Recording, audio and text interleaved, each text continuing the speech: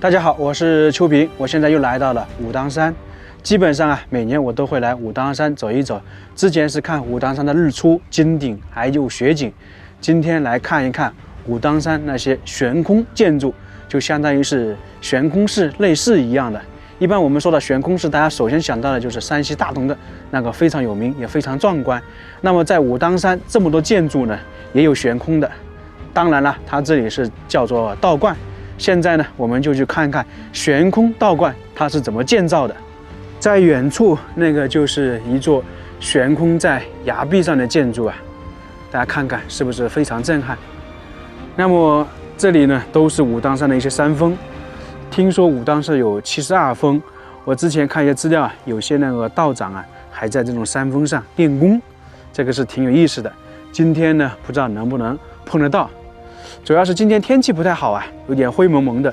而那个地方是叫做南岩宫，它的正对面就是这一边是武当山的金顶，也是海拔最高的地方。到时候呢，我们也去看一看武当山的那个72峰有这样一个说法，就是都朝向金顶。大家看一下，它这个山峰是不是都是这样的？那相当于是朝拜的意思。所以说武当山它那些山峰本身就代表了一定的含义、一定的寓意。天下名山武当山，我前面来武当山都碰到下雪，但今年的话就完全看不到了，光秃秃的，就跟正常的一样。说到武当山，大家可能首先想到的就是张三丰，他创立了一个门派武当派。历史上好像真的是有张三丰，在全国各个地方关于张三丰的传说也非常多。武当山当然是重中之重。武当山又名太和山，是我国的道教圣地，同时也是著名的世界文化遗产。武当山景区非常多有金顶、紫霄、南岩宫。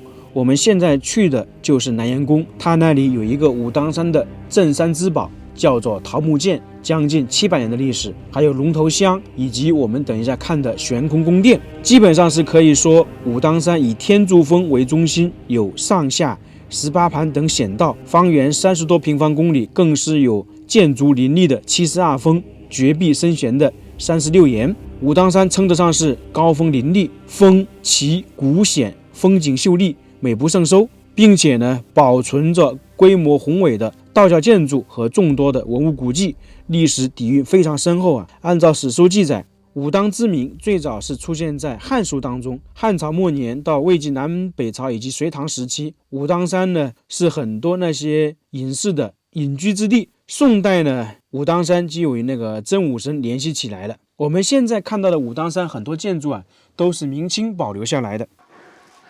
武当山的山峰全部朝向金顶，就可以说是万山来朝。这个是碧溪驼碑，应该说是巨大无比。我是第2次见到这么大的，第一次是在南京的明孝陵，也是朱棣为朱元璋修建的。而这个跟那个差不多，不遑多让，它是朱棣为武当山修建的。武当山为何跟朱棣有关呢？众所周知，朱元璋去世之后，把皇位传给了他的孙子朱允炆。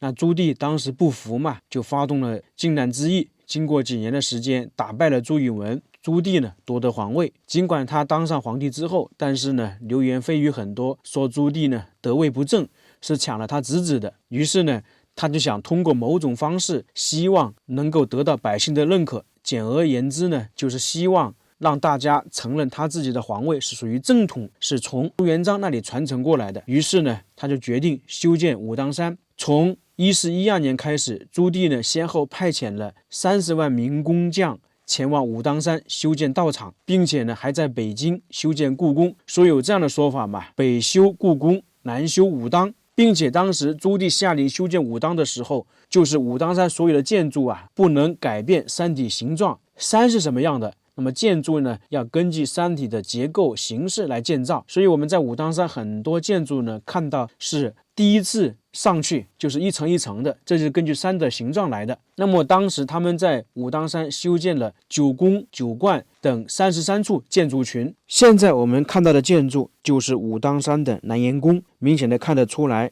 它这个建筑呢是在绝壁上面，可以称得上是悬空宫殿。刚好这个绝壁上的宫殿又朝向金顶，也是万山来朝的一部分。南岩宫是位于绝壁上面，它是武当山36岩中景色最美的地方。按照《太和山志》记载，唐朝和宋朝就有道士在此修炼，元代的道士在此创建道观。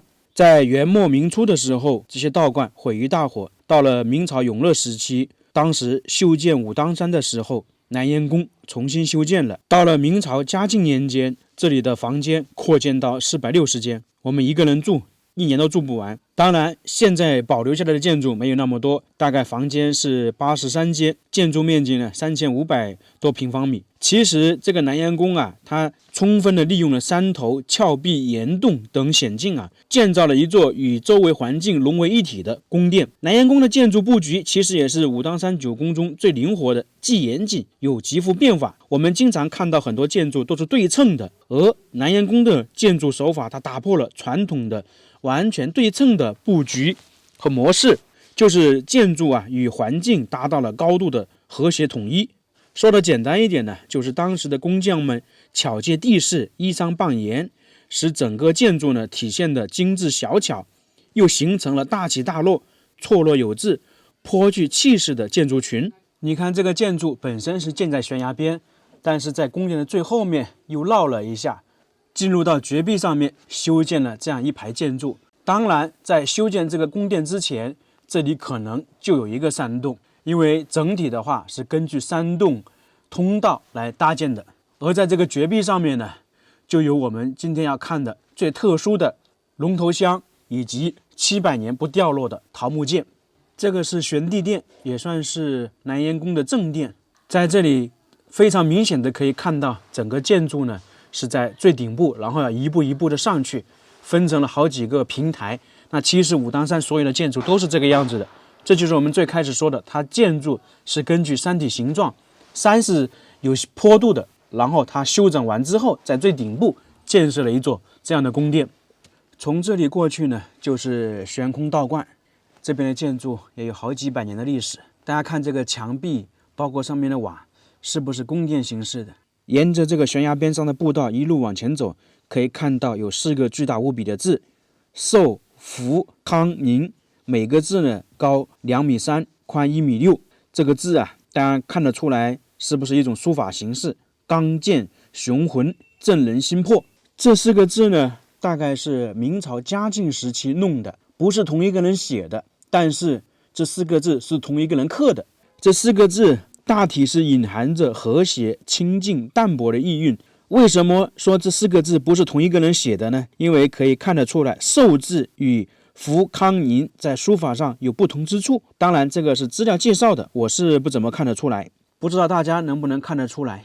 我是看不出来啊。前方看到这个建筑叫做天乙真庆宫，也叫做南岩石殿，它建于公元1290年，到现在已经700多年的历史了。坐北朝南，立于悬崖之上。整个建筑是17仿木结构建筑，面阔3间11米，进深3间6.6米，通高6.8米，是武当山现存最大的石殿。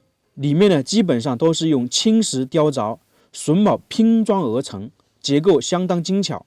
听说里面最重的构件达到了上万斤，如此重的构件是如何由人工安装到这个悬崖上面的？这一直是一个谜啊。但也充分说明了整个石殿建造充分体现了中国古代工匠的聪明智慧和高超技艺。也就是说，古代的技艺啊，到现在很多是没法复制仿造出来的，因为没法建造出来。我们说现在吊一个上万斤的设备都很难，那在古代这种武当山这种石头构件是怎么运上来的？没法想象得出来。从空中往下看，这个完全是在绝壁上面，你说上万斤的怎么弄？所以在古代啊，很多建筑的谜底啊，到现在仍然是无法解释的。当时修建确实不容易，就跟我们经常说修建挂壁公路、挂壁栈道一样。然后这个地方最让人奇特，也最让人引人注目的，就是我们现在看的这个建筑，它突出崖壁大概是2.9米，它有一个很好听的名字，天下第一香，龙头香。整个这个石柱看起来是一个龙头，在龙头上面有一个香炉，所以呢叫做龙头香。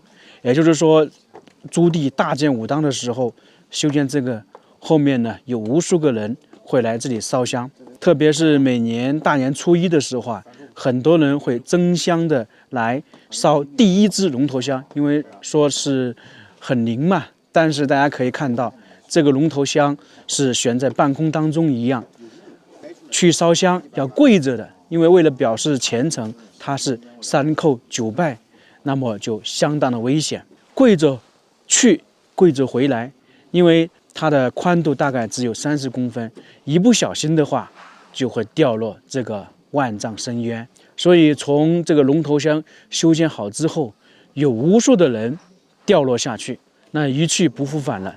但是为了这个龙头香，为了这个虔诚，很多人呢抵挡不住这个诱惑，仍然前赴后继的去烧这个龙头香。这个龙头香突出崖壁大概是2.9米，既然是龙，这个石头上面就明显不是平的，它有很多像龙鳞条纹一样。那你在这个烧龙头香的时候要3叩9拜，是不是就非常危险？大家这样看就能够清晰的看得出来，因为当时他们烧龙头香的时候是没有任何防护的。我们说你脚踩在上面都很不稳，何况是3叩9拜的过去，那从而呢危险重重，就有很多人掉落下去了。大概经历了300多年，这个地方呢可以说是危险重重。